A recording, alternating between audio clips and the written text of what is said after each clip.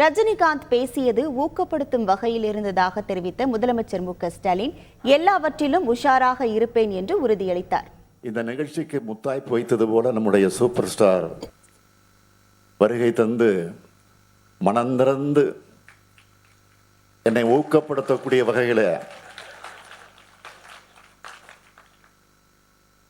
என்னை விட வயது அவருக்கு ஒரு வயது கூட தான்.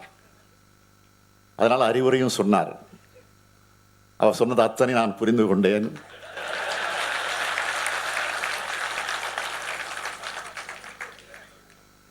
பயப்பட வேண்டாம், எதிலும் நான் தவறிவிட மாட்டேன், எல்லாத்திலையும் உஷாராக இருப்பேன் என்ற அந்த உறுதியை அவருக்கும் தெரிவித்து, அவருக்கு என்னுடைய வணக்கத்தை தெரிவித்து, இந்த நிகழ்ச்சியை சிறப்பாக அமைத்து எல்லாம் பெருமைப்படுத்தி இருக்கக்கூடிய ஏவா வேலு அவர்களுக்கு மீண்டும் ஒரு முறை நன்றி நன்றி.